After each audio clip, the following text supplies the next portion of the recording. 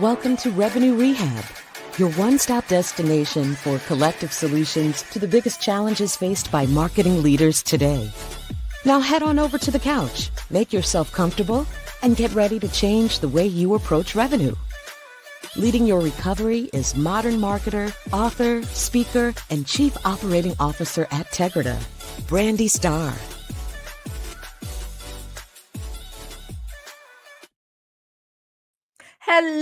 Hello, and welcome to another episode of Revenue Rehab.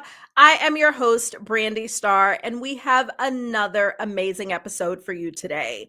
So today, let's talk about addiction. No, not the kind that lands you in real rehab, the kind that keeps revenue leaders chasing new logos like their growth depends on it. The rush of landing a big new client is undeniable, but here's the hard truth. If you're focusing on acquisition at the expense of expansion, you are bleeding revenue. So let's think about it. How many customers have slipped through the cracks because we were too busy hunting the next deal? How much ARR have you left on the table by neglecting upsells, cross-sells, or retention?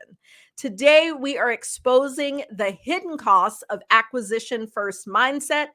And if you think new logos are the only path to growth, you might be stunting your own success. And my guest, Steve Nolan, isn't here to sugarcoat it. Buckle up, because this might be your intervention. Today, I am thrilled to be joined by Steve Nolan. Steve is a high-energy executive specializing in driving new products into new markets, scaling existing businesses, and increasing revenue through strategic growth plans. Throughout his career, Steve has had many successes, including reducing customer turnover by 50%, increase closed deals by 17%, and cutting the opportunity lifecycle by 25% at CRO at the Myers-Briggs Company. At Penn & Foster, he grew revenue by 26% and 19% in consecutive years, reversing a multi-year sales slump. And he also spearheaded a strategic market expansion for Learning Express that in just 18 months enabled a successful acquisition. All that to say, I brought in somebody that really knows how to drive revenue. Steve, welcome to Revenue Rehab. Your session begins now. Thanks, Brandi. It's so great to be here. I've been looking forward to this, and I love the content you're putting out there. So thanks for having me. Well, thank you. I am excited to talk about this. A lot of my career has been spent in customer marketing, focused on upsell, cross-sell. And this is something I believe passionately about. But before we dive into that, our industry loves its fancy jargon. But let's be real. Some of the buzzwords are just fluff, and they can truly hold us back more than they can help. So tell me, what overused buzzword would you like to erase from existence? Well, Brandi, I looked at all the ones you've collected so far, and boy, those are all the ones I wanted to use. But the one that makes me crazy is the term time boxing. I feel like I don't think the English language is so bereft that you can't find a word that's already in our lexicon to use it to say, hey, let's spend a little bit of time on this and move on. And it just drives me nuts. And I hear it in every other meeting. I hear it, and I hope it goes away as fast as it came here. Yeah, and it's one of those things that I agree with you. Like, there's so many more simple ways to say it. Like, you could just say, let's stick to an agenda, or let's make sure we don't go too deep. I mean, like, there's so many simple ways. But, people love, I'm sure there was some expert that came up with the methodology around time boxing, and so was born another buzzword. Yeah. Well, I can promise, at least for today, that we will put that in the box and we will not time box in this conversation. And so now that we've gotten that off our chest, let's transition into our topic, because this issue impacts so many companies, yet it is often misunderstood or overlooked. And so I want to start with myths. What's the most damaging myth about net new acquisition versus customer growth and expansion that you feel like is holding companies back? I think, first of all, that companies, when they're looking for revenue growth, automatically go to headcount. Well, we need to grow by 20%, so let's just hire more people. Instead of looking at what's keeping those existing people from being more successful. Or they look to marketing and say, let's buy more leads. I walk into this all the time, and I've never found a company that's successfully grown and scaled, reliably scaled, stable revenue by just hiring more salespeople and bringing in more leads. I think the secret is, and you got to it at the top of this, is in customer success, but not customer success on an island. How they work with this triangle between all the revenue teams of marketing, sales, and customer success. Oftentimes I come to companies and marketing does not do anything or service the customer success team, which is shocking to me. They're the ones that are essentially making sure we all get paid. And the focus on looking at upselling and cross-selling, I think we just say, hey, let's have that hope that customer success team can do that. Hey, when you're talking to people, putting these ridiculous vanity KPIs, talk to more people, you'll get more sales. It's about training your customer success team and making sure they are aligned with the marketing and sales going to that strategic plan, and they have specific goals, and then training them on these processes. I've been to companies where customer success has really, really understood that, and somewhere they're just sort of waiting to get called for help, when a customer needs help or something. But they are an incredibly, incredibly powerful part of maintaining, retaining customers and growing your existing customer base. It's often overlooked, and I think that there are some simple solutions to really supercharge them. I agree completely. And it is always shocking to me how customer success is very much left on an island at so many organizations, because not only are current customers a huge opportunity in revenue growth, but the customer success team is also a huge wealth of knowledge in terms of why are people buying, why are they staying, what problems are you really solving, as opposed to, what does your marketing collateral say? And I feel like we talk so much about the broken relationship between marketing and sales and lack of alignment and battles and all of that. And that relationship between marketing and customer success and sales and customer success doesn't get enough attention. Why do you think that so many companies just ignores what seems, at least to both of us, as like a glaring green flag where you should be paying attention?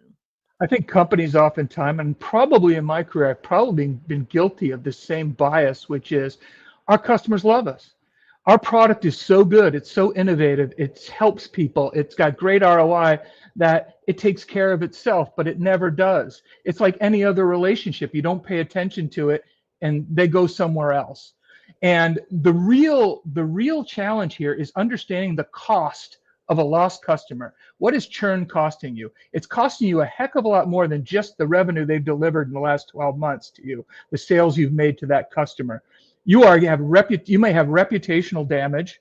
These buyers don't stay in these companies generally their whole career, but they will carry with them a bad experience with a vendor wherever they go, and they're happy to talk about it wherever they go. And I understand that. That's human nature. So I think there's that.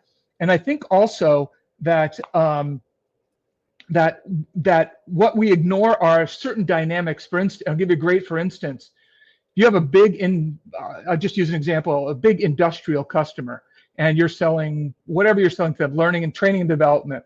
Well, they've probably, unless they're completely vertically integrated, they probably have 600-700 vendors suppliers in their network. They probably belong to an association of other people in that same business or industry. Ignoring that is terrible. And that's where you get to, I don't like to use the word getting referrals. I like to use the word introduction, because introduction means I'm asking you to do something and you're never going to hear from me about it again. I'm not asking you to do my work for me. And I've found that over the years, that's incredibly valuable. If people have a great experience with you, you have to help them find a way to sing your praises elsewhere where you need it, but making it very easy for them and giving them some reward for it too. Yeah, and we'll get back to advocacy in a minute because I do think that that is a key component of really focusing on, the customer journey and how you drive the largest customer lifetime value. And, because you are right, revenue is a huge component, but that reputation is even more important. And, I was just having this conversation with someone, and I won't call out the technologies, but we were talking about multiple competing technologies. And the people that were involved in the conversation all felt strongly that technology A is still and has been for quite some time the best platform for what it does. However, technology B and C vie for the largest market share. Like I'd say between B and C, they probably take up 60% of the market share. And it is more because people have had such a bad experience working with company A that the tech being amazing no longer matters so much. The others are fine enough to not have to deal with them. And so, yeah, that to your point, the cost of churn is not just revenue from that customer, but it is revenue from all the people that, will listen. I mean, I see it in I'm in Pavilion and CMO Alliance and CMO Coffee Talk. I see it all the time. Anybody have experience with whether it's a tech vendor, a consultant, whatever, and you're going to have people chime in like, "Oh yeah, great experience. I'd avoid them, would never work with them again." And you don't see these things. And so my question for you, because it's so hard to quantify, if I'm a CMO who wants to try to get more, whether it's budget, resources, attention, buy-in, trying to get more of whatever I need to shift the focus from being so, net new heavy to really giving some solid effort to current customers. How do you quantify that in a way that is compelling enough to get people to listen? Well, I think it's great. I mean, I think that you've got to get everyone to understand their role in the strategic plan, the go-to-market plan, right? I think you probably had a lot of these podcasts and a lot of guests talking about alignment, cross collateralization, across the company, making sure everyone's aligned. But sometimes you'll find marketing is singing their own tune. They think they're aligned to the plan, and sales and customer success, the same thing. But I think really it's about really using. I like to use a lot of data, but I like to, earlier you asked something and I was thinking about the voice of the customer. A lot of times that exists in marketing, but really you were right. It's the customer success team that has all that information. And getting the customer success team, sales and marketing to align on that voice of the customer, sort of get in a room and figure out where the choke points are, right, to retention. Because sometimes we think that, I was at a company where we said we need to identify who our best customers are. The natural thing is who contributed the most in the last 12, 18 months. That's almost never the story. That's never a complete set. Usually you'll find a little farther downstream a subset of accounts that make up a huge amount of your revenue, but individually they're so small that you sort of you assume, oh, they love us, they're going to keep working with us. What we did is we identified that group and we did some real deep diving on voice of the customer, worked with marketing, used a lot of business intelligence tools to say, what do they need? Where do they need to go? Once we identified that and approached them in a different way, meaning they might hear from us once a year, now they're hearing from us very regularly and they feel very important. Boy, did that data come back, that information. They are happy to tell you. And then you're talking to, let's say, 1,000 of those customers, you're going to see commonality. And you just take that and you just got to say, it might be 80-20, you maybe not have 100% of the data. You should use that. We would action that. And we saw almost immediate results in growing our revenue from that subset of accounts. Yeah, and I think you hit on another good point there, is that so often companies think and they really give all of the attention to that handful of top accounts that spend the most with them. And not saying you ignore them, obviously, but I think it is one of those things where it puts your business at risk because one, two handful of accounts are bringing in so much revenue, one of those leaving is, a huge hit. And which is why people give so much attention to them. But if we think about from a stability and consistency perspective, that mid tier of like, they're spending a good amount, but they love us, they're singing our praises, they want to continue to grow and buy more, they haven't hit the max of what they could be spending with us. Mhm. I feel like those are the sweet spots of more of that, predictable, sustainable revenue that everybody's chasing. That's the one that those are the groups of accounts that keep you in business, because the ones that are spending, let's say you're a $50 million company and you've got a couple of customers that are spending $1 million. That's good. We love them. It's not, you should not rely on that. That's way too much money. We saw in the last year or two, budgets completely changed. They shifted. Getting to those budgets completely shifted. And what I've done, I'm doing with a couple of my clients right now is looking at their sales team, along with their account managers, are doing QBRs, and they're saying, hey, anyone that's doing over $200,000 a year or more with us, they get a QBR. And I'm like, well, it's not a gift. It's not your Christmas list. So what I'm doing with these customers, these are fairly small. That number is probably a little high, 200. Let's call it 50,000. Where we are training the customer success teams on how to do a QBR. And taking it, account managers will deal with the big accounts because that's where the CEO's looking. That's where the board is looking. That's where the PE guys are looking. What's going on with this big account? How can we move it? They're doing a 800,000. We need them to do $1 million. And training the customer success team who speaks to that subset, those power groups of accounts every week or month to do QBRs and just change the paradigm, saying, it's not about, hey, let's do this and we have a big global plan. It's like, how can we move the ball just down the field? We don't need to score touchdowns with you every time we talk to you. How can we provide more value to you? How can we make you happier with your team? And how can we provide better ROI to you? The sky is the limit, because when you hook onto a couple of those, you find out, well, you know what? Everyone else has that same problem. So let's bring marketing in, create a package and deliver it to them and say, it's on us. This one's on us. We want to help you grow your business. That way you really entrench yourself as that trusted advisor, and you don't have to do it that often. You don't even have to do it quarterly. You can do once a year for them. But that was a paradigm shift. I'm like, we've got to figure out a way to show the love in a more formal way to them. And it really, really works. And you get a great feeling about it, because that's when people start posting on LinkedIn about how they love your company, and how the CEO of that company is in a meeting with you all of a sudden, which you've never seen them ever, or you get invited to their kickoff meetings. That's the real sweet spot. Yeah, and that is huge. And I think one of the key things that you said that is important is you figure out how to scale it. No, you can't do the same thing for every account. It's just not logistically possible. But I think so many businesses take that all or nothing. Like, we can do QBRs for our top 20%. So that's what our AEs can handle. That's what we're going to do. And so it's not necessarily saying, okay, that means everybody else gets nothing. It is saying, how do we do this? I've seen companies where for those top accounts, the AEs fly out and it's in person and they do a dinner. For that next tier of accounts, it's still the AE, but it's remote. And then, and it's, you tier it out.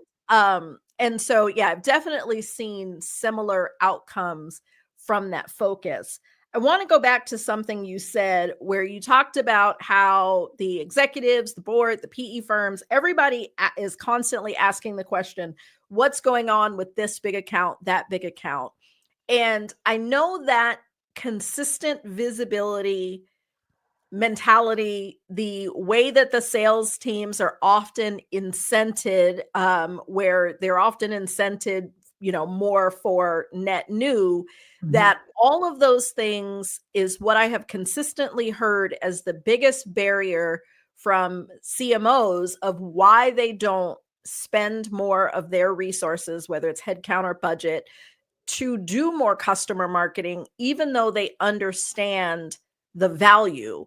And so how do we shift that mentality at the top of that, and that's why I called it an addiction, because it really does seem like, it's like that next new logo, it's like the next hit. Yeah. And it's like they're chasing that and they want that feeling. Like, how do we break people away from that being that dopamine hit that they want, to really look at how do we grow and sustain? Because so often, I mean, we've seen it in our business. I've seen lots of companies, they're able to grow faster focusing on current customers. Yeah. I think you've touched on something. I'm not sure you're going that definite direction about compensation philosophy. People are motivated by the way you set up their compensation. So if you say, I just need you to go and kill things all day long and just kill and close business by any means necessary, what happens is your stability of your company gets affected. Your process gets affected. Your ability to deal with the marketing folks and with your customer success folks and even your account managers diminishes and gets hurt. Now, for some businesses, that's absolutely the way it should. That's Wall Street. That's absolutely the way it should work. But more and more, what we're seeing is connecting. And I am a fan and a student of something called a living organization. But it's really about saying it's a people first process. It's like, bring your people, your salespeople, into the mission. Make part of their compensation part of not even necessarily company's financial performance, but different things connected to the mission, where they might have a bad year. They might not hit their revenue targets, but they're still going to get 20% of their variable compensation, because they're doing the right things for the company, for the customer, for the future customer. They're showing up in a different way. They're getting less transactional and more focused on the customer. My whole existence is about being customer centric. Every question I ask when a salesperson comes to me, hey, I want to do this. Why is that good for the customer? I just blurt it out. Why is that good for the customer? They have to be able to answer that question. So I think if you can get a sales organization, a revenue teams, all geared towards what is good for the customer, you'll be able to create a compensation structure that pleases everyone. It moves the company down the road. The reputation gets stronger and stronger. Your customers are happier and happier to share their contacts, share their network with you, help you in whatever way you want. And it makes you feel good that, hey, I really did this. And you know what? Things out of my control. I missed my number, but I'm still able to have a great Christmas because my company took care of it. They realized it's not all about dollars and cents. Yeah. And, I had started going down a different path, but I'm glad you brought it back there, because I do, we talk about all the time, what gets measured gets done. And comp is the most important part of how people are measured. That's what they're aiming for. And it is one of those things that, in order to promote the right behaviors, it is imperative that your comp structure align to that. Because I can remember, many, many moons ago, when I was in a managerial role, having conversations with sales where they blatantly told me, I agree with what you're saying. I understand. I'm not comped on that, so I'm not paying it any attention. Yeah. And it was one of those, like, okay, we're in a conundrum here because this is the way we hit our target, but you're telling me if we hit our number, but we hit it not the right way, then you're not making any money. Right. And that does seem to be one of those things that consistently, it seems like no one wants to tackle, because it's not an easy feat. I'm surprised that I'm actually amazed that you gave an example of someone that actually said it out loud. That I'm not doing that, or I'm not, and it's honest, and you got to accept it. If that's the way it is, if that's the way you set it up with your sales team, you can't get mad that they're not willing to help their other teammates, or they're not looking at what 3 years down the road is going to happen with this customer. I totally get it. And we talk a lot about culture. And I think when we talk about culture, we talk about things like respect and things like that, and communication, and being authentic, showing up as your authentic self. You can't if the company doesn't let you, first of all. And secondly, I think it's important to set up a culture in the company. And I think the revenue leader, a CRO or even a CMO, it's really part of their job to make the whole company fanatical about customers. Once you make everyone fanatical about customers, your comp plan, you can see that people are more willing to sort of go out of this little box they have. I know a couple of guys that make millions of dollars as SaaS reps. They've left jobs because they're being forced to be promoted. They're like, leave me alone. I'm a cash register. Leave me alone. I'm not going to any meetings. And that's a struggle. How do you manage that? And I guess it's situational, but I think creating a culture of being fanatical about the customer really helps you go beyond, hey, I just need to book this deal. I need to book that deal. It's about how do you do it? And it's about what are your customers saying about you? That's when I go to sleep and wake up, that's all I really think about. It's what are my customers saying about me? And the adjusting the culture to that, I think, is important. But the leaders got to show up in these companies and really be walking the walk. They've got to lead by example. They have to. In most of the leadership roles I've had, my variable compensation was 100% aligned to the compensation of my sales reps. I had the same thing, which is great because it forces me, not that I needed to be forced, but it forces me to get rid of my own self-interest. My self-interest are 100% aligned to their self-interest. And that's where you can be free to be a leader. That's where real leadership happens, when I'm not worried about, oh my God, I've got to spend more time on myself because I got to make this money. I need to spend more time with my team and making them great and making them happy and productive. And if they do, I get paid a lot of money. So it's a win-win.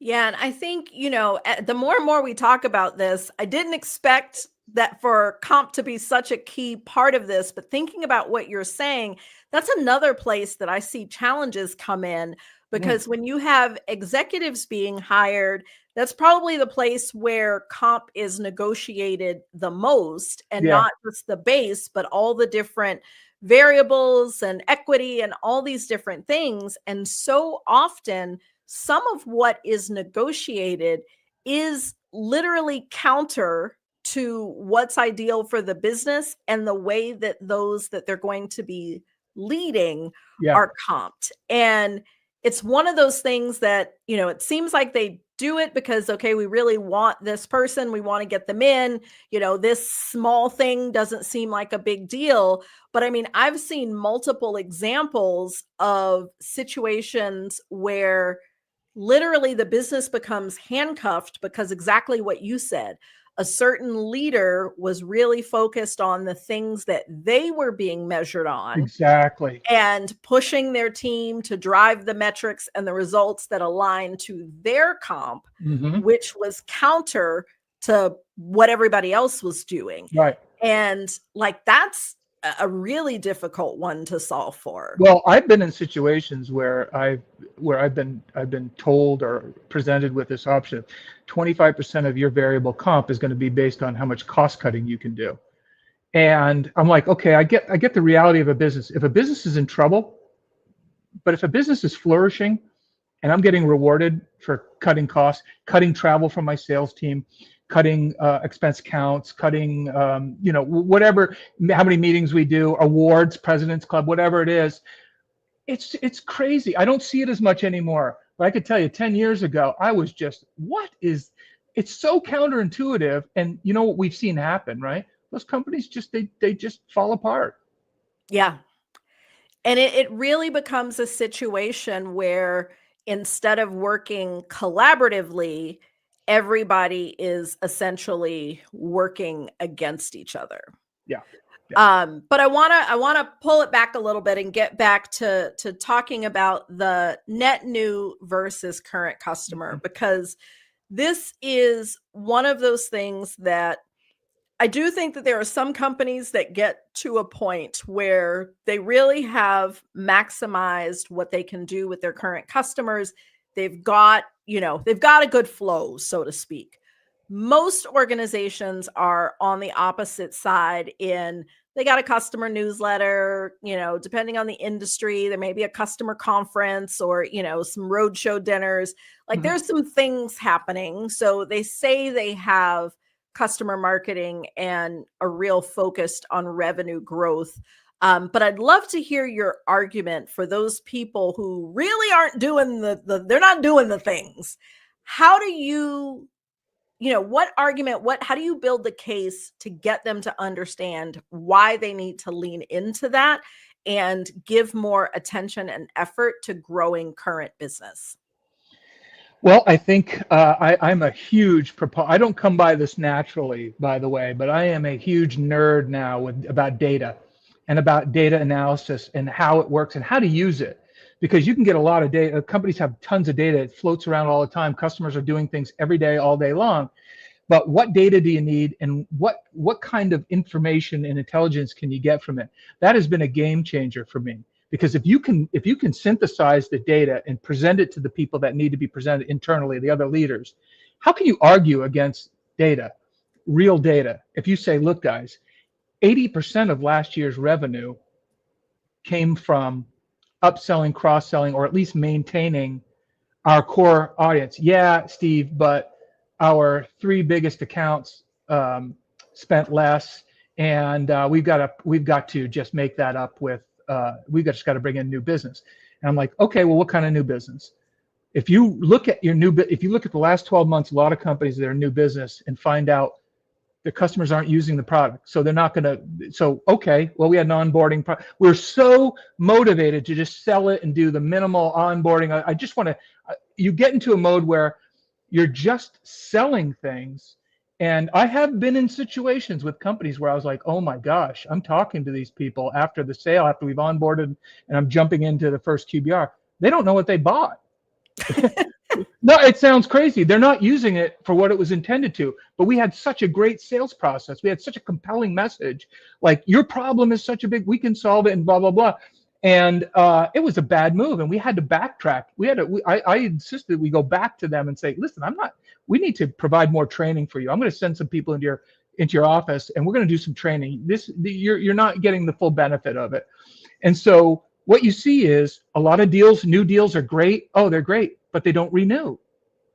If they're only renewing at 40% or 30%, but you've got this core group of accounts, when you take care of them, that renew at 70, 80, 90%, it's not sexy. People want to see sexy. I want to hear that, companies used to have I'd never worked in one, thank God. They'd ring the bell when a new deal got signed. Yeah. And everyone goes bananas. And I'm the sourpuss that says, all right, well, what was the deal? Okay, well, you gave them a 60% discount. Who the hell wouldn't buy that? It's bad. It's a bad deal. And I'm not saying all new business is bad. Of course it's not. But your reputation and your ability to grow, for the most part, you have to rely on your existing account base. You have to energize that, because they should be the actual ones leading you to your next new accounts. Warm introductions, working through their network of suppliers and professional partnerships, or maybe even professional relationships. There's a lot of growth there. It's not dialing for dollars, because if I've got a great customer who's very happy with me, and I present them with 3 names of people I need them to do an introduction. I'm just talking intro me on LinkedIn, and then don't even worry about it. You never hear from me again. I'm going to have that meeting. Then they're going to call you. Are these Steve really? Yeah, they're the best. Do business with them. Isn't that easier than getting a bunch of leads from marketing with very little information on them and running a 17 touch point cadence where by 3 o'clock I'm on Netflix, or I'm walking my dog. I've just given up for the day because I'm just so beaten down by the process of, like, you're not letting me win. And I think that's where it comes from. So I think using the data and shaking everybody and guys, new businesses, we need new business. We need new business. But our existing business, and I'm talking about a fairly mature company, our existing business is really the thing. We can't ignore it in the case of bringing in new business, because you can say, well, Jim brought in 10 new deals. Yeah, they were 10,000 a piece, so he made $100,000 in new sales last month, but he had $300,000 worth of churn over here. A lot of companies don't look at the churn. They say, oh, that's the CS's problem. We have bad account managers. And I'm like, No, we're just not bringing in the right customers. Yeah. And so I think it's something that needs to be taken care of every day. It's like cleaning your office or washing your car. It has to be regular. You have to make it a part of your discipline every day to balance both of those. But you need to use your existing account base to drive that new business, because they know they're only going to do business with you if they can trust you. And the quick way for them to trust you is see who else you're working with and what they're saying about you. Yeah. And I'm a firm believer that first year churn is very much a sales problem. Agree. Totally you agree. Yeah, when you get 2, 3, 4, 5, okay, I can, once we get past a certain point, if the churn rate is really bad, I can see putting the accountability on the account management team, the CS team. But that first year, usually they were oversold, missold, not onboarded effectively, and it goes back. And I so love that you use the term unsexy, because I swear that is my crusade, is that it's the unsexy stuff that is the most impactful. And this is one of the reasons we do buzzword banishment, because people are always chasing, the buzzwords quite often are, some new sexy trends that everybody wants to do. And it's like, yeah, that's all great, but we got to master the basics that are super unsexy. Yeah. And all the more fun things, then are a piece of that. Like if we're landing new logos and they're the right new logos that we're going to be able to maintain for a long time, yeah, that's great. But if to your point, if we're closing stuff because sales is given 80% off, it's like that we shouldn't ring a real or virtual bell for those sorts of sales, even if it's, and it's under the guise of, oh, it's a big name or, a big logo.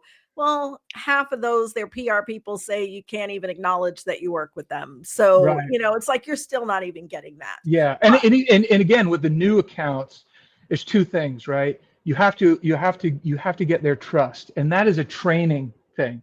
And it's a culture. It's your company culture thing. Do they appreciate that? Do they understand that?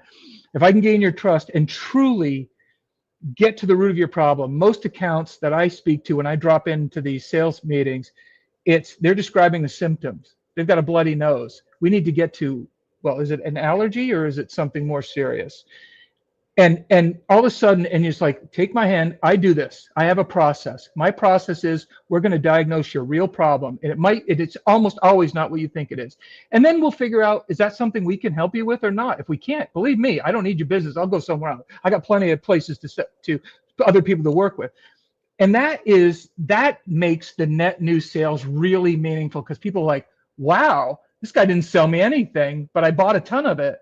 And because I need it and it solves my problem. And guess what? I've got 3 other people at that company I can call for different things when I need it. I'm feeling like they're really invested in my success, so I trust them. So that whole net new sales thing, it's also a training. It's a training and a cultural thing on the front end, very much these days. Like I said, companies are buying as teams. There's multiple stakeholders. Threading. You probably have conversations every day about threading. It's real. It's real. I'm pretty sure that's been banished at some point. Yeah, but it's a terrible word because it seems transactional.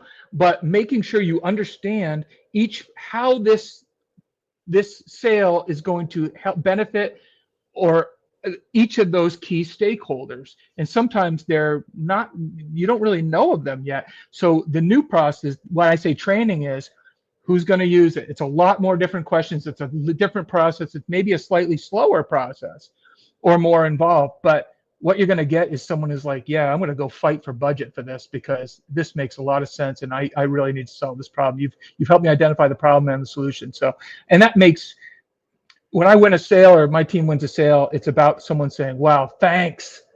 How many people say thanks for selling me something? It's the other way around. We're like, oh, thank you for spending your money.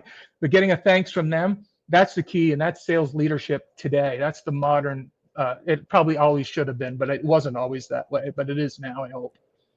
I absolutely love it. And so we have talked about the problem. and how to fix it. So welcome to the lightning round. So All right. this is our way of wrapping up and leaving our listeners with actions they can take right now. So 4 questions, fast answers only. Okay. Number 1, finish this sentence. If your company has a problem not prioritizing the customer marketing or customers, what's the first thing they should do? You need to get the leaders of each of the revenue teams in a room and diagnose this and set a policy around it. All right. What's one red flag that signals a company has this problem, but they might not realize it yet? A consistently growing pipeline, but declining revenue. And what's the most common mistake people make when trying to fix this problem? Hiring a lot of salespeople, hiring more salespeople, and buying more leads. And what's the fastest action someone can take today to make progress? Oh, I'd say map your revenue flow from lead to renewal and find the biggest friction points. Yes, I love it. It's all great advice. Because every good session ends with a plan for progress. So, Steve, I have truly enjoyed our discussion. Me But too. before we go, tell our audience, how can they connect with you to continue the conversation? Oh, thanks for that opportunity, Brandi. I'm on LinkedIn, Steve Nolan, Nolan. I am doing, I'm working right now with CEOs, PE firms, on go-to-market strategy and various fun things. And if you've got any of the problems we discussed today, give me a bell. I don't charge to talk to me. Let's have a conversation. My desire is always to help people, and it's right there in my profile. Reach out to me. Let's have a conversation. I'd love to see if I could help you, introduce you to people, whatever I can do to help and move the ball down the field for you. Awesome. Well, we will make sure to link to your LinkedIn. So wherever you are listening or watching this podcast, check the show notes so that you can connect with Steve. Steve, I promise we could really sit here and talk all day. I've got so many rants that we could have gone down, but this was such a good discussion. So thank you so much for joining me. Thank you, Brandi. It's been a pleasure. I really enjoyed it. Awesome. And thanks everyone for joining me today. I hope you have enjoyed my conversation with Steve. I can't believe we're at the end. Until next time. Bye-bye. You've been listening to Revenue Rehab with your host, Brandi Starr. Your session is now over, but the learning has just begun. Join our mailing list and catch up on all our shows at revenuerehab.live. We're also on Twitter and Instagram at Revenue Rehab. This concludes this week's session. We'll see you next week.